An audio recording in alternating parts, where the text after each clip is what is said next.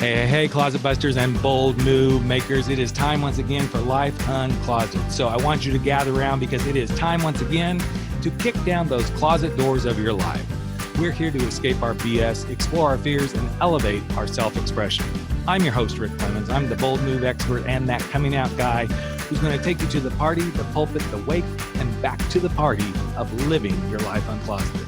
So come on along with me and grab hold of yourself and get ready to step out, step up, and step into facing your fears, making your bold moves, and living life without apologies. Now let's get to the show. Hey, to all of my podcast listeners, this is the first of two joint podcasts that I'm doing. I'm doing one for right around Christmas, Hanukkah, and one around the New Year. And the reason I'm doing a joint one is I have two podcasts, which I think some of you probably know and listen to both.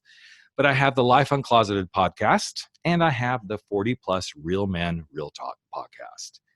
And as I was thinking about what I wanted to do for the holiday podcast, I thought, you know what? I'm going to do one about holiday gifts you should give yourself. And the second one is coming up next week, which is how to create a bucket list for 2020. Today, we're going to dive into the 12 holiday gifts that I feel like anybody who wants to live their life uncloseted and any guy who is a 40 plus real man, real talk sort of guy, these are the things that I think can truly help you dump your excuses, face your fears, and live an unapologetic life. And this is my holiday list gift to you. So let's dive in. Number one, give yourself permission. Too often we hold back and we don't give ourselves permission to do the things we most want to do. And the easiest way I know how to do this is to say, this is important to me because, and this is important because this most aligns with my values. And once I align it to my values, that's so much easier to make it happen. So much easier to give yourself permission. Number two, give yourself the gift of curiosity. Now, I know that sounds kind of obvious, like we all experience bouts of curiosity throughout the day. But when something kind of comes up and you just kind of like, interesting, and you move on, I would invite you to spend a little more time in curiosity about your feelings, in curiosity about what you see as someone else's perspective, curiosity about why you may want to go do something, curiosity about why you aren't doing something. Give yourself the gift of curiosity, which nicely dovetails into the next one, number three, observation, the gift of observation. Too often, and I'm raising my hand really high in the sky on this one because I do this a lot. As soon as we see something, we immediately act. We open our mouth, we stick our foot in there, we make a judgment, we say something we shouldn't say. And one of the things that I'm really going to try, no, I'm not going to try, that I'm going to work on in 2020 is giving myself the gift, not give. Well, I guess I'm giving myself this too. The gift of observation, which means I'm going to observe, take a breath, and then go, okay, let's look at this. Let's really think about it. Let's look at it at a deeper level instead of knee-jerk reacting. So that's number three. Give yourself the gift of observation. And as we spin the dreidel and we hear the jingle bells jingling, here is number four, dump the story of shame. Yes, dump shame. I have gone through something recently where I was feeling a little bit of shame, and I'm like, nope, that I'm not going to feel some shame for because it is not my shame to bear, and I don't need to feel shame about that. It is difficult because we kind of are a society that lob shame at each other all the time. Not just shade. I'm talking true shame, which is a form of shade. I know that's a new modern term that everybody uses. How we, throwing shade. But when you can dump your own shame and say, I don't have to own that. Or, okay, I did that. I accept that I did that and let it go. Let that shame go. That is number four. Number five, forgiveness of oneself. Kind of goes with the shame. But sometimes we need to forgive ourselves so that we can forgive others. And not just sometimes. I think the more forgiving you become, the easier it is to see others as they are and then go, okay, they're doing the best they can, just like I'm doing the best I can.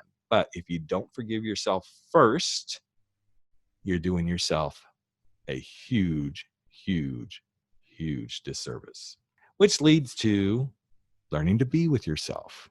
I find so many people in my practice as a coach, so many men so many women, but both. But since I do mostly work with gay men and straight guys, helping them learn to do that thing they want to do and live an unapologetic life, I find that so many of them don't know how to just be with themselves.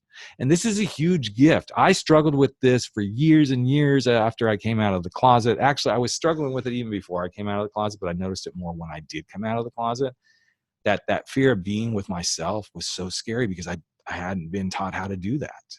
And even as a father, I'm hoping I'm teaching my daughters how to do that, because it's so important to just be with you.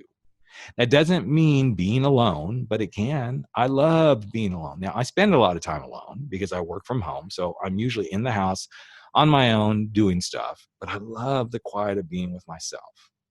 Because when I'm with myself, I am so much better at doing what number 7 gift is, which is learning to be vulnerable and seeing the power of vulnerability, to admitting that I don't know how to do something, or asking for help, or saying I don't know how to feel that way, or I'm going to be sad and I'm going to be frustrated. I'm just sharing that with someone. The power of vulnerability is such a fucking awesome gift. I love it. It's one of my favorites.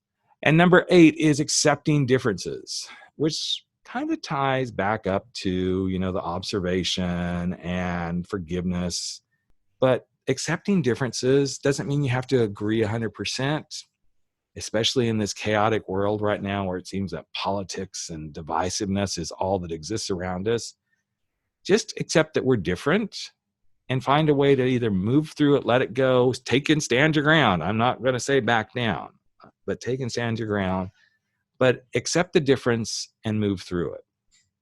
And part of the way you accept the differences, at least as a gay man, this is one of the lessons I learned, and this is number 9, is owning your truth. I had to own my truth as a gay man. And the moment I owned it, and the moment I owned up that I was a guy who had a very infidelity-laden life, and that much of what I was doing was my own responsibility, the more I owned my truth, it was easier to accept other people's truths. And the more I owned my truth, the easier it was to move into number 10, which is to take the adventure of uncertainty and just fly with it. As soon as I accepted my difference as a gay man, I started getting confidence. I started feeling like I could do this. And I realized I didn't know what was on the other side of that closet door, but I accepted the adventure of uncertainty, which is gift number 10. But in that uncertainty, one of the things we also have to do is number 11, which is identify your own closets. It doesn't have to be a sexuality closet. It doesn't have to be something that's, that LGBTQ coming out of the closet story that we're most familiar with. In fact, I believe everybody's got closets. And in that everybody's got closets, you can identify a closet of shame, a closet of infidelity, a closet of hating your job, a closet of wishing you weren't in a relationship, a closet of I realize I am addicted to food, a closet of constantly talking behind other people's backs. But when you begin to own your truth, which is number 9, realize there's an adventure that goes along with being in the uncertainty. And in the uncertainty is where you can start to identify your own closets. And once you identify that closet, yes, you step into that adventure of uncertainty and you own your truth. So that's why I have these 3 kind of together.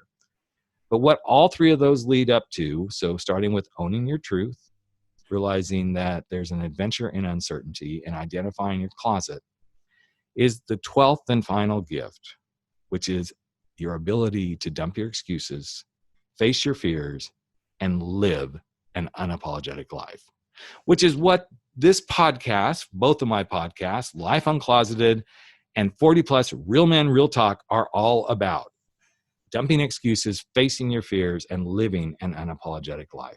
And that is gift number 12. So I'm going to run back through them really quickly because I want to make sure you have a great holiday, that whenever you're listening to this, whether it's on the 40 Plus or the Life Uncloseted podcast, that you have the 12 gifts that I wish that each of you would give yourself. Number 1, permission to do whatever it is you want to do, to be fully curious about everything in life, become an observer instead of judger, to dump the shame, to forgive yourself, to learn to be with yourself, to empower yourself with vulnerability, to accept the differences in others, so that you can own your truth, dive into an adventure of uncertainty, identify your own closet so that you can come out of it by dumping your excuses, facing your fears, and living an unapologetic life.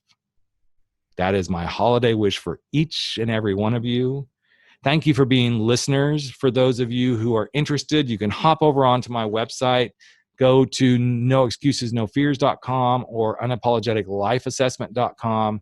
Take that assessment. Let's get you on the right track. Let's start using some of these holiday gifts so that in 2020, when you hear the next podcast, you're ready to go build your fuck it list for 2020.